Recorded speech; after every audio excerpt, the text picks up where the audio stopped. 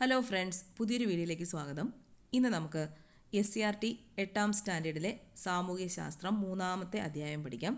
ഭൂമിയുടെ ചലനങ്ങൾ, ഭ്രമണവും പരിക്രമണവും. അപ്പോൾ ഇതിൻ്റെ നോട്ട്സ് ടെലഗ്രാം ചാനലിൽ ഇട്ടേക്കാം. അതിൻ്റെ ലിങ്ക് ഫസ്റ്റ് കമൻ്റായിട്ട് പിൻ ചെയ്തിട്ടുണ്ട്. അപ്പോൾ നമ്മൾ ലൈവ് ക്ലാസ്സിൽ വരുമ്പോഴത്തേക്കും പ്രീവിയസ് ക്വസ്റ്റ്യൻ പേപ്പർ ചെയ്ത് നോക്കുന്നതിനോടൊപ്പം തന്നെ ഈ ഓരോ ചാപ്റ്ററും ഒന്നുകൂടെ പറഞ്ഞു പോകാം. അതിലുള്ള ഇമ്പോർട്ടൻ്റ് ആയിട്ടുള്ള കാര്യങ്ങൾ. അപ്പോൾ അത് നല്ലപോലെ അങ്ങ് മനസ്സിലാവും. അപ്പോൾ അതിനുവേണ്ടി നിങ്ങൾ നേരത്തെ തന്നെ ഈ വീഡിയോസൊക്കെ നല്ലപോലെ പഠിച്ച് വെക്കുക. അതിൻ്റെ PDF നോട്ട്സ് ഉണ്ട്, അപ്പോൾ അതെല്ലാം നല്ലപോലെ പഠിച്ച് വെക്കുക. അപ്പോൾ അതുപോലെ തന്നെ ആ ബോക്സസിൻ്റെ വീഡിയോസ് ഇട്ടിട്ടുണ്ട്, അതും കൂടെ പഠിച്ച് വെക്കുക. അപ്പോൾ നമുക്ക് വീഡിയോയിലേക്ക് പോകാം. ഇപ്പോൾ ഇവിടെ കൊടുത്തിരിക്കുന്നത് രണ്ടുപേരുടെ സംഭാഷണമാണ്. ആസ്ട്രേലിയയിലും ഇന്ത്യയിലുമുള്ള രണ്ട് സുഹൃത്തുക്കളുടെ സംഭാഷണമാണ് കൊടുത്തിരിക്കുന്നത്. രണ്ട് വ്യത്യസ്ത സ്ഥലങ്ങളിൽ അനുഭവപ്പെടുന്ന സമയവ്യത്യാസവും അവിടെയുള്ള ഋതുക്കളിലുള്ള മാറ്റങ്ങളുമാണ് സംഭാഷണത്തിൽ പ്രതിപാദിക്കുന്നത്. ദൈനംദിന ജീവിതത്തിൽ നാം അനുഭവിക്കുന്ന ഈ പ്രതിഭാസങ്ങളുടെ സവിശേഷതകൾ എന്തൊക്കെയാണെന്ന് പരിശോധിക്കാം. ഭ്രമണം. അപ്പോൾ എന്താണ് ഭ്രമണം എന്ന് പറഞ്ഞാൽ? ഭൂമി അതിൻ്റെ അച്ചുതണ്ടിൽ ചുറ്റുന്നതിനെയാണ്, അതായത് കറങ്ങുന്നതിനെയാണ് എന്ത് പറയുന്നത്? ഭ്രമണം എന്ന് പറയുന്നത്. ഭൂമിയുടെ ഭ്രമണ ദിശ എന്ന് പറയുന്നത് പടിഞ്ഞാറ് നിന്ന് കിഴക്കോട്ടാണ്. പടിഞ്ഞാറ് നിന്ന് കിഴക്കോട്ടാണ് ഭൂമി അതിൻ്റെ അച്ചുതണ്ടിൽ ഇങ്ങനെ കറങ്ങുന്നത്. അതുകൊണ്ടാണ് സൂര്യൻ കിഴക്കുതിച്ച് പടിഞ്ഞാറ് അസ്തമിക്കുന്നത്. അപ്പം ഭൂമിയുടെ ഭ്രമണ ദിശയെന്ന് പറയുന്നത് പടിഞ്ഞാറ് നിന്നും കിഴക്കോട്ടാണ്. അതുകൊണ്ടാണ് എന്ത് സൂര്യൻ കിഴക്കുതിച്ച് പടിഞ്ഞാറ് അസ്തമിക്കുന്നതായിട്ട് നമുക്ക് അനുഭവപ്പെടുന്നത്. ഭൂമിയുടെ ഭ്രമണദിശ പടിഞ്ഞാറ് നിന്നും കിഴക്കോട്ട്. അച്ചുതണ്ടിൻ്റെ ചരിവ് 23.5 ഡിഗ്രിയാണ്. 23.5 ഡിഗ്രിയാണ് അച്ചുതണ്ടിൻ്റെ ചരിവെന്ന് പറയുന്നത്. ഭ്രമണത്തിൻ്റെ ഫലമായി ഉണ്ടാകുന്ന പ്രധാന മാറ്റങ്ങളാണ് ദിനരാത്രങ്ങളും കോറിയോലിസ് പ്രഭാവവും. അപ്പോൾ എന്തൊക്കെയാണ് ഭ്രമണത്തിൻ്റെ ഫലമായി ഉണ്ടാകുന്ന മാറ്റങ്ങൾ? ദിനരാത്രങ്ങളും കോറിയോലിസ് പ്രഭാവവും. ദിനരാത്രങ്ങൾ. ഭ്രമണം പൂർത്തിയാക്കാൻ ഭൂമി എടുക്കുന്ന സമയം 24 മണിക്കൂറാണ്. അപ്പോൾ 24 മണിക്കൂറാണ് ഭൂമിക്ക് ഭ്രമണം പൂർത്തിയാക്കാൻ എടുക്കുന്ന സമയം. ഭൂമിക്ക് പ്രകാശം ലഭിക്കുന്നത് സൂര്യനിൽ നിന്നാണ്. ഭ്രമണവേളയിൽ സൂര്യന് അഭിമുഖമായി വരുന്ന ഭാഗത്ത് പകലും മറുഭാഗത്ത് രാത്രിയും അനുഭവപ്പെടുന്നു. ഇത്തരത്തിൽ ഭൂമിയിലെ രാത്രിയെയും പകലിനെയും വേർതിരിക്കുന്ന സാങ്കല്പിക രേഖയാണ് പ്രകാശവൃത്തം. അപ്പോൾ പ്രകാശവൃത്തം എന്ന് പറഞ്ഞത് എന്താണ്? ഭ്രമണവേളയിൽ സൂര്യന് അഭിമുഖമായി വരുന്ന ഭാഗത്ത് പകലും മറുഭാഗത്ത് രാത്രിയും അനുഭവപ്പെടുന്നു. ഇത്തരത്തിൽ ഭൂമിയിലെ രാത്രിയെയും പകലിനെയും വേർതിരിക്കുന്ന സാങ്കല്പിക രേഖ, അതാണ് പ്രകാശവൃത്തം. ഭൂമിയുടെ അച്ചുതണ്ടും പ്രകാശവൃത്തവും സമാന്തരമല്ല എന്ന് ഈ ചിത്രത്തിൽ നോക്കി നമുക്ക് മനസ്സിലാവും. കണ്ടില്ലേ? ഇവിടെയാണ് ഇങ്ങനെയാണ് പോകുന്നത്. അച്ചുതണ്ടെന്ന് പറയുന്നത് ഇത് ഇങ്ങനെ പോകും. അപ്പോൾ അച്ചുതണ്ടും പ്രകാശവൃത്തവും സമാന്തരമായിട്ടല്ല പോകുന്നതെന്ന് നമുക്ക് ഈ ചിത്രം കാണുമ്പോൾ മനസ്സിലാകും. ഭ്രമണം ഇല്ലെങ്കിൽ ഭൂമിയിലെ ദിനരാത്രങ്ങളുടെ അവസ്ഥ എന്താകും? അപ്പോൾ എന്തായിരിക്കും? ഈ ഒരു വശത്ത് മാത്രം ഇങ്ങനെ തന്നെ അങ്ങ് നിൽക്കുവാണെങ്കിൽ എന്ത് പറ്റും? ഈ ഒരു വശത്ത് മാത്രം സൂര്യപ്രകാശം അടിക്കും. ഇവിടെ എന്തുമായിരിക്കും? ഇരുട്ടായിരിക്കും. ഇവിടെ എപ്പോഴും രാത്രി തന്നെ ആയിട്ടിരിക്കും. അപ്പോൾ ഭ്രമണം ചെയ്യുന്നതുകൊണ്ടാണ് പകലും രാത്രിയും ഇങ്ങനെ മാറി മാറി വരുന്നത്. ഇനി ശുക്രൻ, യുറാനസ്. സൗരയൂഥത്തിലെ ശുക്രനും യുറാനസും ഒഴികെയുള്ള ഗ്രഹങ്ങളുടെ ഭ്രമണദിശ പടിഞ്ഞാറ് നിന്നും കിഴക്കോട്ടാണ്. ശുക്രൻ്റെയും യുറാനസിൻ്റെയും ഭ്രമണദിശ എതിർദിശയിൽ, അതായത് കിഴക്ക് നിന്ന് പടിഞ്ഞാറോട്ടാണ്. അപ്പോൾ കിഴക്ക് നിന്ന് പടിഞ്ഞാറോട്ട് ഉള്ള ഭ്രമണദിശയുള്ള രണ്ട് ഗ്രഹങ്ങൾ ഏതൊക്കെയാണ്? ശുക്രനും യുറാനസും. ശുക്രനും യുറാനസും എങ്ങനെയാണ് ഭ്രമണം ചെയ്യുന്നത്? കിഴക്ക് നിന്ന് പടിഞ്ഞാറോട്ടാണ്. അപ്പോൾ ബാക്കി ഗ്രഹങ്ങളെല്ലാം പടിഞ്ഞാറ് നിന്നും കിഴക്കോട്ടാണ് ഭ്രമണം ചെയ്യുന്നത്. കോറിയോലിസ് പ്രഭാവം. ഭ്രമണം മൂലം ഭൗമോപരിതലത്തിൽ സ്വതന്ത്രമായി ചലിക്കുന്ന വസ്തുക്കൾക്ക് ദിശാവ്യതിയാനം സംഭവിക്കുന്നു. ഇതിന് കാരണമായ ബലത്തെ കോറിയോലിസ് ബലം എന്നും ഈ ദിശാവ്യതിയാനത്തെ കോറിയോലിസ് പ്രഭാവം എന്നും പറയുന്നു. ഇപ്പം എന്താ പറയുന്നത്? ഭ്രമണം മൂലം ഭൗമോപരിതലത്തിൽ സ്വതന്ത്രമായി ചലിക്കുന്ന വസ്തുക്കൾക്ക് ദിശാവ്യതിയാനം സംഭവിക്കുന്നു. ഇതിന് കാരണമായിട്ടുള്ള ബലമാണ് എന്ത്? കോറിയോലിസ് ബലം. കോറിയോലിസ് ബലം അഥവാ കോറിയോലിസ് ഫോഴ്സ്. ഈ ദിശാവ്യതിയാനത്തെ കോറിയോലിസ് പ്രഭാവം എന്നും പറയുന്നു. കോറിയോലിസ് പ്രഭാവത്തിൽ സമുദ്രജല പ്രവാഹങ്ങളുടെയും കാറ്റുകളുടെയും സഞ്ചാര ദിശ ഉത്തരാർദ്ധഗോളത്തിൽ വലതുവശത്തേക്കും ദക്ഷിണാർദ്ധഗോളത്തിൽ ഇടതുവശത്തേക്കും വ്യതിചലിക്കുന്നുവെന്ന് അഡ്മിറൽ ഫെറൽ കണ്ടെത്തി. ഇതാണ് ഫെറൽ നിയമം. ഫെറൽ നിയമം എന്നാൽ എന്താണ്? കോറിയോലിസ് പ്രഭാവത്തിൽ സമുദ്രജല പ്രവാഹങ്ങളുടെയും കാറ്റുകളുടെയും സഞ്ചാരദിശ ഉത്തരാർദ്ധഗോളത്തിൽ എങ്ങോട്ടാണ് പോകുന്നത്? വലതുവശത്തേക്കും. ദക്ഷിണാർദ്ധഗോളത്തിൽ ഇടതുവശത്തേക്കും വ്യതിചലിക്കുന്നു. അപ്പോൾ ഇതാണ് ഫെറൽ നിയമം.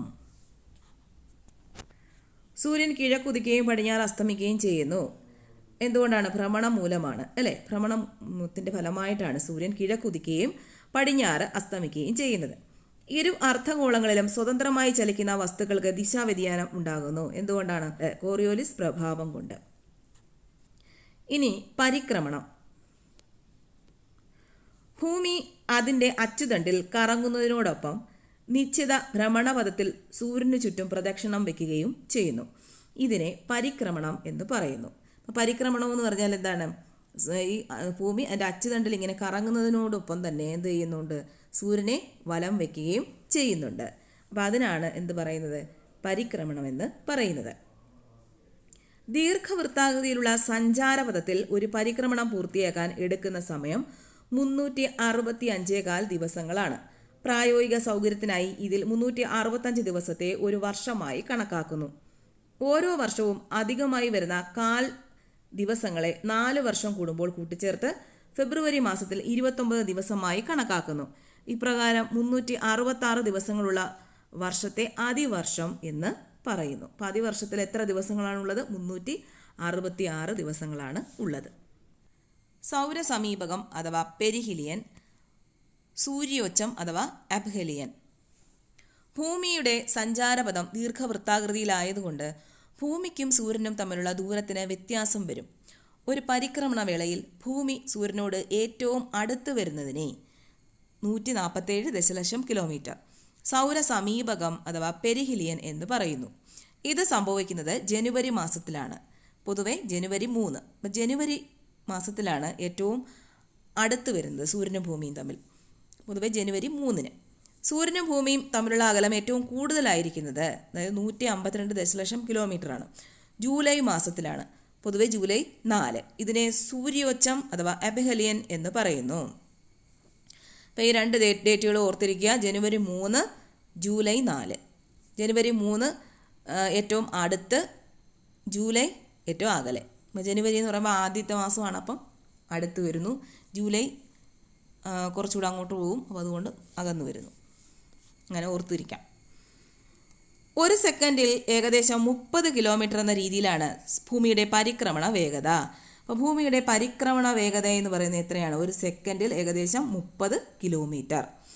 ഭൂമിയും സൂര്യനും തമ്മിലുള്ള അകല വ്യത്യാസം ഗുരുത്വാകർഷണത്തിൽ വ്യതിയാനം സൃഷ്ടിക്കുകയും പരിക്രമണ വേഗതയിൽ വ്യത്യാസം വരുന്നതിന് കാരണമാവുകയും ചെയ്യും.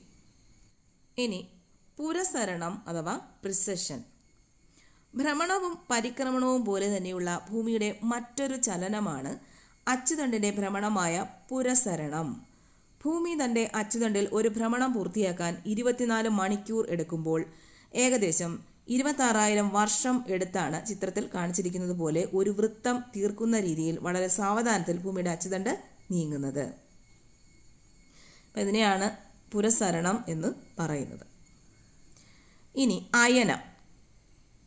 ഭൂമിയുടെ അച്ചുതണ്ടിൻ്റെ ചരിവ് 23.5 ഡിഗ്രിയായി പരിക്രമണ വേളയിലുടനീളം നിലനിർത്തുന്നതിനാൽ സൂര്യൻ്റെ ആപേക്ഷിക സ്ഥാനം ഉത്തര ദിശയിലേക്കും ദക്ഷിണ ദിശയിലേക്കും ഉത്തരായന ദക്ഷിണായന രേഖകൾക്കിടയിൽ നീങ്ങുന്നതായി കാണാം. സൂര്യൻ്റെ ഈ ആപേക്ഷിക സ്ഥാനമാറ്റത്തെ അയനം എന്ന് പറയുന്നു. അപ്പം അയനം എന്ന് പറഞ്ഞാൽ എന്താണ്? സൂര്യൻ്റെ ആപേക്ഷിക സ്ഥാനമാറ്റത്തിനെ പറയുന്ന പേരാണ് അയനം. ഇതിനനുസൃതമായി ദിനരാത്രങ്ങളുടെ ദൈർഘ്യത്തിൽ വ്യത്യാസം അനുഭവപ്പെടും. അപ്പം അയനത്തിൻ്റെ ഫലമായിട്ട് എന്താണ് സംഭവിക്കുന്നത്? ദിനരാത്രങ്ങളുടെ ദൈർഘ്യത്തിൽ വ്യത്യാസം വരും. ചിലപ്പം പറയുമല്ലോ പകൽ കൂടുതലുള്ള ദിവസം, രാത്രി കൂടുതലുള്ള ദിവസം, അങ്ങനെ രാത്രിയുടെ ദൈർഘ്യത്തിൽ വ്യത്യാസം സംഭവിക്കും. അത് എന്തുകൊണ്ടാണ് വരുന്നത്? അയനം മൂലമാണ്. ഇത്തരത്തിൽ സൂര്യൻ്റെ സ്ഥാനം വിവിധ അക്ഷാംശങ്ങളിൽ നേർമുകളിൽ എത്തുന്ന ചില പ്രധാന ദിനങ്ങൾ ഏതൊക്കെയാണെന്ന് നോക്കാം. പരിക്രമണ വേളയിൽ ഭൂമധ്യരേഖയിൽ സൂര്യരശ്മികൾ ലംബമായി പതിക്കുന്ന ദിനങ്ങളായ മാർച്ച് 21-നും സെപ്റ്റംബർ 23-നും 2 അർദ്ധഗോളങ്ങളിലും രാത്രിയുടെയും പകലിൻ്റെയും ദൈർഘ്യം തുല്യമായിരിക്കും. ഈ ദിനങ്ങളെ വിഷുവങ്ങൾ അല്ലെങ്കിൽ സമരാത്ര ദിനങ്ങൾ എന്ന് വിളിക്കുന്നു. ഇംഗ്ലീഷിൽ ഇക്വിനോക്സ്. മാർച്ച് 21 വസന്ത വിഷുവം, സ്പ്രിംഗ് ഇക്വിനോക്സ് എന്നും സെപ്റ്റംബർ 23 ശരത് വിഷുവം അഥവാ ആട്ടംനൽ ഇക്വിനോക്സ് എന്നും അറിയപ്പെടുന്നു. അപ്പോൾ മാർച്ച് 21-ൻ്റെയും സെപ്റ്റംബർ 23-ൻ്റെയും പ്രത്യേകതകൾ എന്തൊക്കെയാണ്? ദിനവും രാത്രിയുടെയും പകലിൻ്റെയും ദൈർഘ്യം തുല്യമായിരിക്കും. മാർച്ച് 21 വസന്ത വിഷുവം, സെപ്റ്റംബർ 23 ശരത് വിഷുവം. ഇനി ഗ്രീഷ്മ അയനാന്ത ദിനം. അപ്പം അതിനു മുമ്പ് ഇവിടെ ഒരു ഉണ്ട്, സൂര്യൻ്റെ ആപേക്ഷിക സ്ഥാനം. ഉത്തരായന ദക്ഷിണായന രേഖകൾക്കിടയിൽ സൂര്യൻ്റെ സ്ഥാനം മാറുന്നതായി അനുഭവപ്പെടുന്നു. യഥാർത്ഥത്തിൽ ഭൂമിയുടെ അച്ചുതണ്ടിൻ്റെ ചരിവും പരിക്രമണവും കാരണം ഭൂമിയിൽ നിന്ന് നോക്കുമ്പോൾ സൂര്യൻ്റെ സ്ഥാനം മാറുന്നതായി നമുക്ക് അനുഭവപ്പെടുന്നതാണ്. ഇനി ഗ്രീഷ്മ അയനാന്ത ദിനം. ഉത്തരാർദ്ധഗോളത്തിൽ മാർച്ച് 21 മുതൽ ജൂൺ 21 വരെയുള്ള കാലയളവിൽ ഭൂമധ്യരേഖയിൽ നിന്നും സൂര്യൻ്റെ ആപേക്ഷിക സ്ഥാനമാറ്റം വടക്കോട്ട് ഉത്തരായന രേഖ വരെയാണ്. ഇതിൻ്റെ ഫലമായി ജൂൺ 21-ന് ഉത്തരാർദ്ധഗോളത്തിൽ ഏറ്റവും ദൈർഘ്യമേറിയ പകലും ഏറ്റവും ഹ്രസ്വമായ രാത്രിയും അനുഭവപ്പെടുന്നു. ഏത് ദിവസമാണ്? ജൂൺ 21. അതൊക്കെ പ്രീവിയസ് ക്വസ്റ്റ്യൻ ആണ് കേട്ടോ. ജൂൺ 21-ന് ഉത്തരാർദ്ധഗോളത്തിൽ ഏറ്റവും ദൈർഘ്യമേറിയ പകലും ഏറ്റവും ഹ്രസ്വമായ രാത്രിയും അനുഭവപ്പെടുന്നു. ഈ ദിവസം ഗ്രീഷ്മ അയനാന്ത ദിനം എന്ന് അറിയപ്പെടുന്നു. ഗ്രീഷ്മ അയനാന്ത ദിനം എന്നാണ് ജൂൺ 21. മാർച്ച് മുതൽ സെപ്റ്റംബർ വരെയുള്ള 6 മാസക്കാലം സൂര്യൻ്റെ ആപേക്ഷിക സ്ഥാനം ഉത്തരാർദ്ധഗോളത്തിലായതിനാൽ ഈ കാലയളവിൽ ഉത്തര ധ്രുവ പ്രദേശങ്ങളിൽ 6 മാസക്കാലം തുടർച്ചയായി പകൽ വെളിച്ചമുണ്ടാകും. അപ്പോൾ ഉത്തരാർദ്ധഗോളത്തിൽ 6 മാസം എന്തായിരിക്കും? പകൽ വെളിച്ചമായിരിക്കും, അവിടെ രാത്രി കാണില്ല. മാർച്ച് മുതൽ സെപ്റ്റംബർ വരെയുള്ള 6 മാസക്കാലം ഉത്തരാർദ്ധഗോളത്തിൽ എന്തായിരിക്കും? രാത്രി ഉണ്ടാകത്തില്ല, പകൽ മാത്രമേ കാണൂ. സൂര്യൻ്റെ ചലനങ്ങൾ. ഭൂമിക്കും ചന്ദ്രനും സമാനമായി സൂര്യനും 2 ചലനങ്ങളുണ്ട്, ഭ്രമണവും പരിക്രമണവും. സൂര്യൻ അതിൻ്റെ അച്ചുതണ്ടിൽ 27 ദിവസങ്ങൾ കൊണ്ട് ഭ്രമണം പൂർത്തിയാക്കും. എന്നാൽ 230 മുതൽ 250 ദശലക്ഷം വർഷങ്ങൾ കൊണ്ടാണ് സൂര്യൻ ഉൾപ്പെടെയുള്ള സൗരയൂഥവും നക്ഷത്രവ്യൂഹവുമായ ക്ഷീരപഥത്തിൻ്റെ കേന്ദ്രത്തെ പരിക്രമണം ചെയ്യുന്നത്. ഗ്രീഷ്മ അയനാന്ത ദിനത്തിൽ ജൂൺ 21 വിവിധ അക്ഷാംശ രേഖകളിലെ പകലിൻ്റെ ദൈർഘ്യം സൂചിപ്പിക്കുന്ന പട്ടിക. അപ്പോൾ ഇതുവരെ ചോദിച്ച് കണ്ടിട്ടില്ല, എന്നാലും ഒന്ന് നോക്കി വെച്ചേക്കാം. 90 ഡിഗ്രി വടക്ക് 24 മണിക്കൂർ, 66 ഡിഗ്രി വടക്ക് 24 മണിക്കൂർ, 23.5 ഡിഗ്രി വടക്ക് 13 മണിക്കൂർ 27 മിനിറ്റ്, 0 ഡിഗ്രി 12 മണിക്കൂർ, 23.5 ഡിഗ്രി തെക്ക് 10 മണിക്കൂർ 33 മിനിറ്റ്, 66 ഡിഗ്രി തെക്ക് ഇല്ല, 90 ഡിഗ്രി തെക്ക് ഇല്ല. അപ്പോൾ നമ്മൾ ഗ്രീഷ്മ അയനാന്ത ദിനം പഠിച്ചു. എന്നാണ്?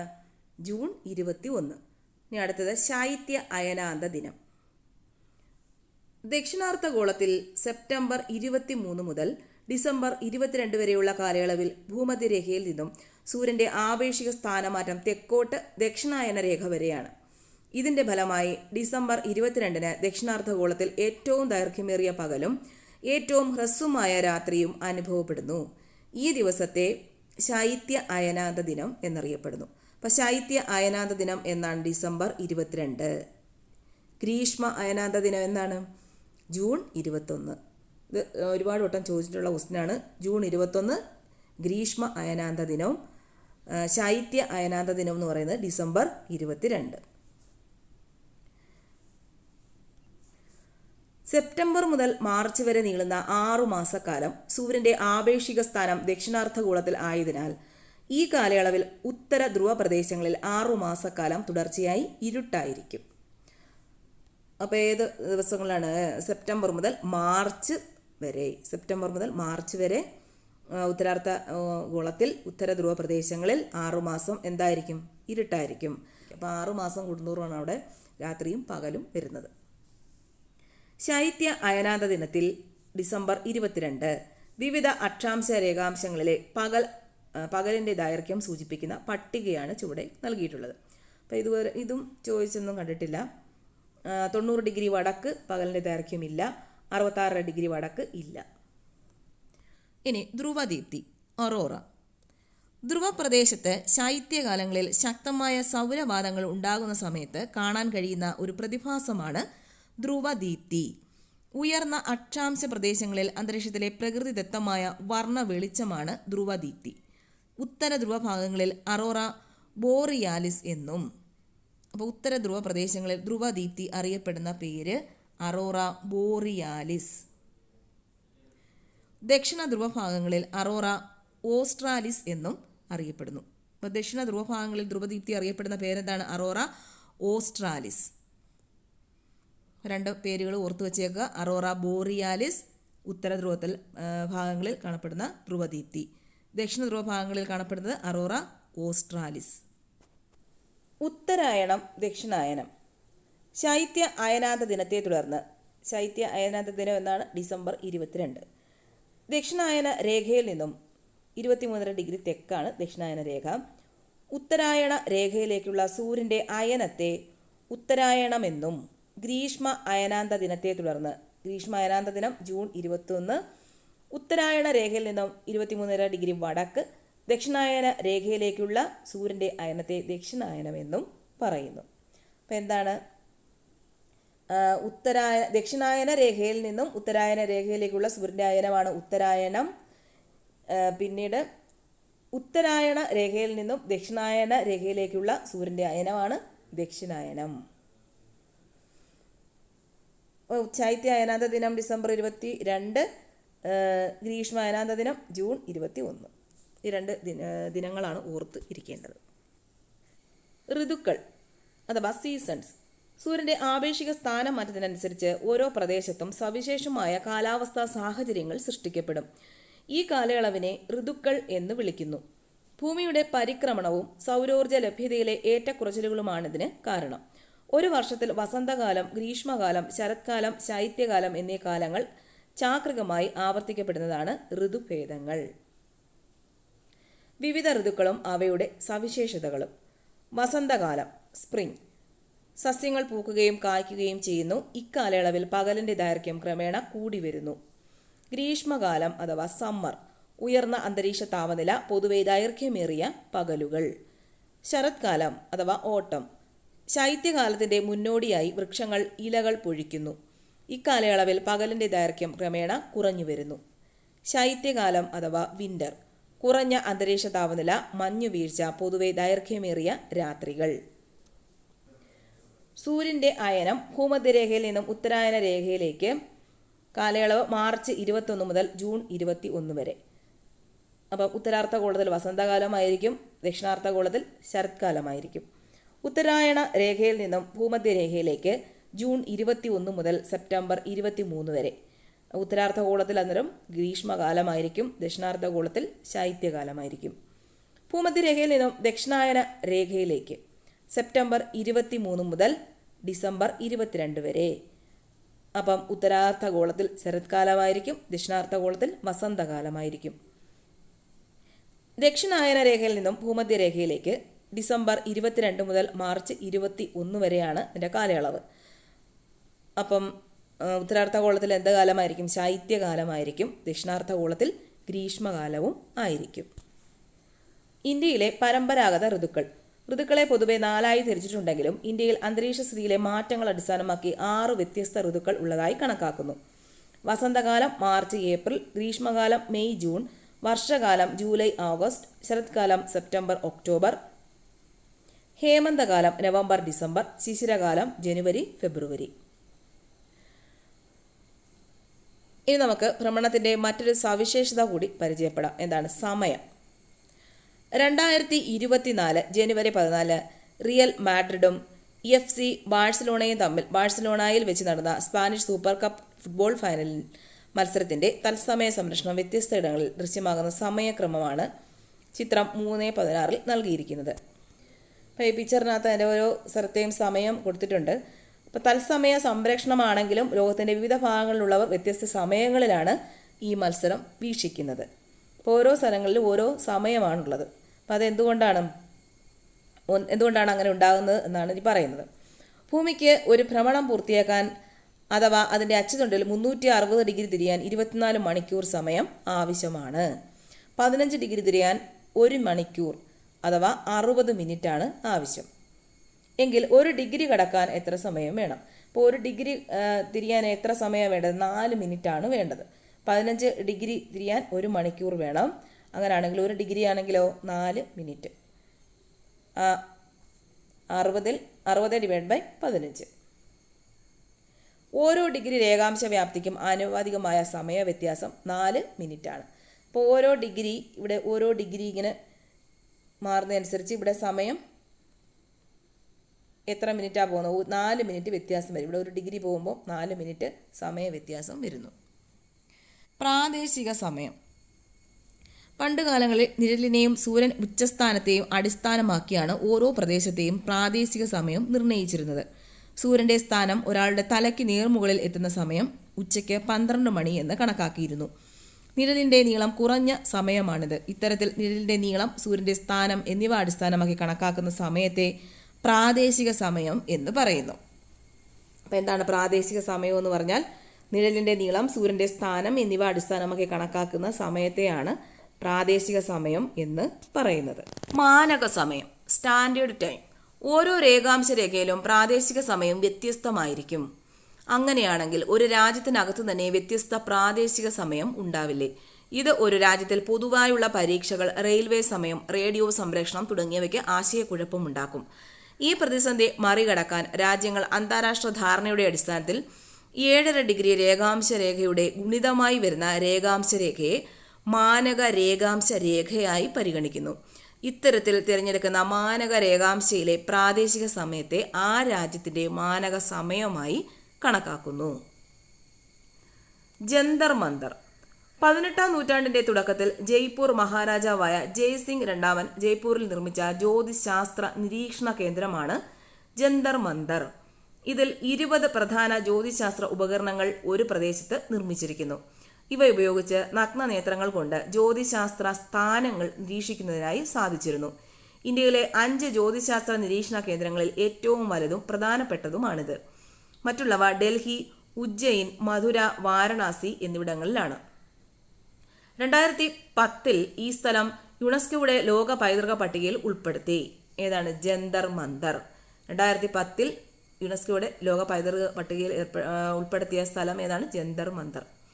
ഇവിടെയുള്ള ഉപകരണങ്ങൾ അക്കാലത്ത് വളരെ കൃത്യതയോടുകൂടി പ്രാദേശിക സമയം നിർണ്ണയിക്കാൻ സഹായിച്ചിരുന്നു. ഗ്രീനിച്ച് സമയം. അക്ഷാംശ വൃത്തങ്ങളുടെ വലിപ്പം ഭൂമധ്യരേഖയിൽ നിന്നും ധ്രുവങ്ങളിലേക്ക് പോകുന്തോറും കുറഞ്ഞു വരുന്നതായി നിങ്ങൾക്കറിയാം. എന്നാൽ എല്ലാ രേഖാംശ രേഖകളും അർദ്ധവൃത്തങ്ങളല്ലേ. അതിനാൽ അന്താരാഷ്ട്ര സമയ നിർണയ സൗകര്യത്തിനായി ഇംഗ്ലണ്ടിലെ റോയൽ ബ്രിട്ടീഷ് വാന നിരീക്ഷണശാല സ്ഥിതി ചെയ്യുന്ന ഗ്രീനിച്ച് എന്ന സ്ഥലത്തുകൂടി പോകുന്ന രേഖാംശ രേഖയെ 0 ഡിഗ്രി രേഖാംശ രേഖയായി കണക്കാക്കുന്നു.